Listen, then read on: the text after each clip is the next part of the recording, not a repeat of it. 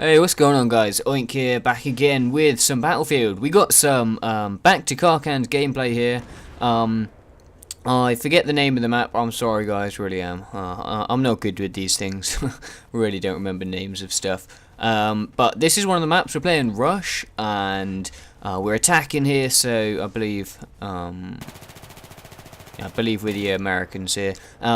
So in this game, I'm going to be talking about my ideas of Rush, but also a few other things I thought I would mention in this gameplay. I am using the medic assault kit, whatever you want to call it, with one of the new guns, which is the FAMAS, and this is the first gun that you unlock in the thing. In fact, you know what? I'm going to talk about a few things first before I go on to explaining and my thoughts on Karkand, that sort of thing. So what I want to say is that I do now have a Twitter and Facebook account as part of reaching 1,000 subscribers. I thought about setting one up and I decided it wouldn't be too bad. So I am going to be posting on them as much as I can. I'm going to try and synchronize them up so that I post on the same stuff on both. So if you're someone that only uses one or the other, or uses one more than the other, then hopefully that won't be a problem for you guys. And if it's something that you use more than YouTube, then that will help you guys keep up to date with my videos, or just any random sort of technology, gaming, news stuff that I find relevant and interesting or funny or whatever it might be. So I'm going to put links in the description, and as part of the outset of my ethos, I don't know, I really don't know how you would describe it, but the way that I like to work is that I never ask you guys for anything.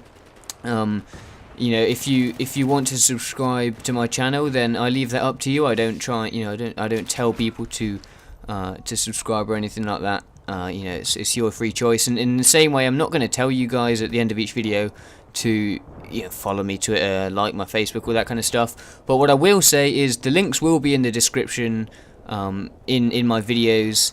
So if that is something that you're interested in doing, by all means, go and check it out. If not, then don't worry, same as usual on YouTube. On my as well as that, on my actual channel, I've actually now roughly finished my new background. I've been making it in the last day or two in some spare time that I've had, and yeah, I'm pretty pleased with it. I've gone for a kind of clean look, so it's not too fancy, it's not too kind of show-offy, it's just quite clean. And on the side you'll see it will have a little Facebook and Twitter boxes, and unlike, because I'm not partnered channel, you can't actually click on them, they're not links.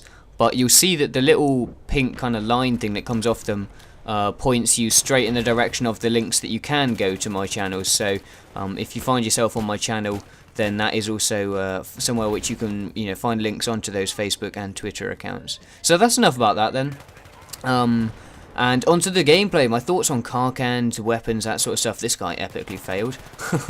So I'm using the FAMAS, like I said, and this is the first gun that you unlock in the assault kit. Now each kit has 2 weapon unlocks, and then there's a weapon unlock for PDWs, personal defense weapons. These are guns that all kits can use. So in total there's 10 new weapons, so there's 4 new kits, two weapons for each, and 2 weapons that will be usable for all kits. And this one here is, like I said, for the assault kit, and it's the FAMAS. And the second one, which I'm really pleased about actually, is the L85. And the L85, or I think otherwise known as the SA80, which is the older version, is actually the British standard issue rifle. And it's strange because it's one of these guns that, obviously this is the main weapon that the British Army are using, and for some reason it's never in first-person shooters. It's never been in Call of Duty, it's not been in this game. They've had LMG variants before, but never the actual gun. So I'm quite pleased with that, and it's an alright gun. But I have to say that this FAMAS is really deadly. I think there's been a few mixed reactions. My mate doesn't particularly like it, and someone else, said that they're not a biggest fan of it. But I think it's really great. It's got a decent rate of fire. It's got a reasonable amount of recoil, but you can use that recoil well, and it guides up into their head. And I've been getting lots of headshots with it. This only came out like 2 days ago for PS3. and I've already got like 300 kills with it, and it's my top weapon at the moment. So you can see that I have been using it a fair bit. One of the other guns that I'm really liking is the MP5. I believe it's the H&K 52 or something like Heckler and Koch, because it is made by H&K, and I think there's various names for it. But that's also a good gun, and I do pick one up later on in the later on in the game. I do pick one up. I would like to show you some more gameplay from the different guns and stuff. Different maps. But I'm sure that will come at some point. Just for the time being, I wanted to get this get this game out whilst it's not out for the other consoles, basically, because this is out a week early. So I believe for all of you guys who are on PC and on Xbox, I'm on PC myself. Actually, I got this on two consoles, on two platforms, on PC and PS3. But for any other PS3 or PC, what am I talking about? For any other Xbox or PC players, you can actually pick this up next week on Tuesday, I believe. So not too soon. Not too soon, not too far away. That's one. Got there eventually. So about the maps, then I've talked a little bit about the guns, and I'll talk about the maps. Now, the Rush I've been feeling is quite balanced. They've definitely, with these maps, gone with a more compact feel for the Rush games. A lot of room fighting, lots of houses, sort of tighter areas. As you can see from this gameplay, a lot of it is quite close quarters, quite close range engagements. You have to be on your toes all the time. There's lots of areas where people can post up and cover long sight lines and that sort of thing.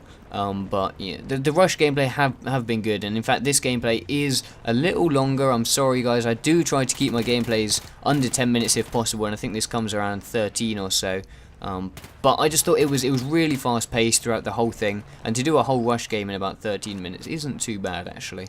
And I do really well at the end, so I did think I would post this whole gameplay, because it didn't really seem worth cutting any bit out, because it was all fairly exciting, and I hope that because it is quite fast paced and exciting, that it will keep you guys entertained for the whole 13 minutes, and I'll do my best as well to keep you guys with me for as long as possible. I don't want you guys clicking away, but of course if you don't like it, then whatever, you go.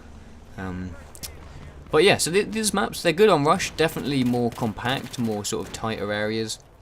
The Conquest games, they are so epic. Like, there's some really cool maps for jet gameplays, and all sorts of new sorts of areas. For the most part, it's a bit bland in terms of the scenery. It's mostly construction sites or hotel style buildings, like big structures, and then sort of sandy, deserty areas, or sort of roads and hills and stuff. It's not particularly exciting in terms of the actual scenery, which is a little disappointing. I've seen on forums lots of people are asking for snowy maps and that sort of thing, which they had in Bad Company 2, and people really liked that. But they haven't really used that in this game, which is a shame really, because I think that would be cool to have that different scenario, different scenes, different areas. For the time being, well, with this map pack, it's all deserty based. I mean, I understand that it's a remake from, the maps from Battlefield 2. I understand that, and they're great, but it would be nice maybe in future map packs to see some more variation in the actual designs of the level, the look of the level, the general feel, because so far, and this also goes for all of Battlefield, they've definitely condensed it a lot. Bad Company 2 had some really sprawling, wide open maps. Right here I was confused because there was a guy above me, but I didn't realise that crane was there, and he just seemed to be floating in midair, but I found him eventually and took him out from beneath. And these guys, they got behind us here. This was right frustrating. I was wanting to push up and keep the momentum going, and most of the team did. But I noticed one or two of our teammates getting picked off here on the side, and I made it my job to ensure that these were fully wiped out and they weren't going to be going anywhere. You can see there that this gun does have a reasonable amount of recoil, and if you can manage it, then it's great. But if not, then you will find yourself missing the target a lot. And Battlefield does that great, and with all these new weapons, they are balanced. They all have their drawbacks, and it's just about personal preference. How you find the gun works well for you. I'd get a great turn on that guy, just pop him in the head, drop him in like 2 shots, and some more pesky fellas back there hiding in the bushes. So some of the other maps then, I've talked about Conquest as well a little bit. They're more kind of, a little more open actually. I mean, with the Conquest is always going to be more open. But I think on the whole, you know, they've done a pretty good job of having some mixed gameplay. Some areas, you know, got some wide open areas, great for tanks, and I think one map is almost got one section. It's about half the map is just a bit of desert with some, you know, certain secluded areas. You know, which you can go to, and there's some flags out there, and then on the other side there's sort of some more kind of room-based gameplay. So there's some nice mixtures. Again, you know, as you'd expect, good for vehicle, and some good for more infantry. Yeah, it's just generally I think they've done these really nicely. A good mix of gameplay, a good mix of tactics and stuff, and I don't know, I'm generally pretty pleased with them. I've been playing some squad deathmatch recently, and it's pretty good fun actually, I must say. I've always enjoyed squad deathmatch. Sneaky little plant area just behind this bomb as well. And we played a squad deathmatch on one of these maps, and that worked out as well. I mean, for those of you who don't play as much squad deathmatch, they actually just sort of section off one area of the map. And it's, you know, squads of 4 go against each other, so you have 4 squads of 4 fighting off for first to 50 kills.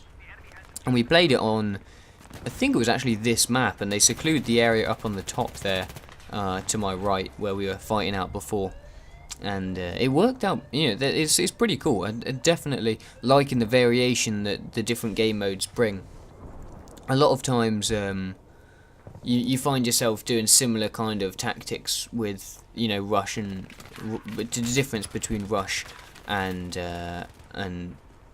Conquest games. You know, you fight similar areas, that sort of thing. But I think they've done a really good job on these maps with this new map pack of keeping it different for the different gameplays. Like I said, you know, they've really done well. I mean, I for one, a lot of the time don't even recognise some of the maps, even though I'm playing the same one. You know, I switch to Conquest and we'll be playing the same map that we have played in Rush, but I just, you know, I won't even recognise it because it's in Conquest or something. And yeah, they've done a good job of that.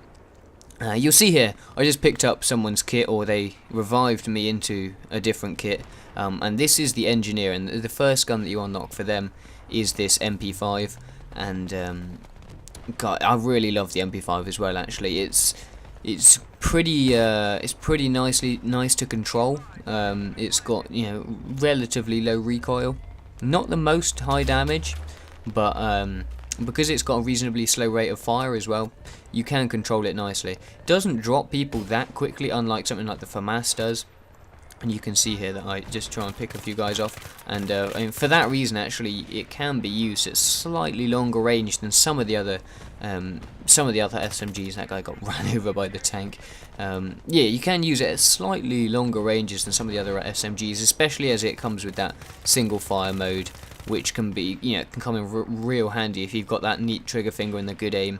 You can pop people off at a decent distance, but at the same time, you know, it packs enough power. You know, even though it's not the fastest firing, it packs enough power that if you can hit a couple consecutive headshots, or you know, headshot and body shot, then you can drop people pretty fast in the closer situations, which is always good. I mean, SMGs are designed for those closer quarters, and you know, again, they've managed to pull that off with this new gun.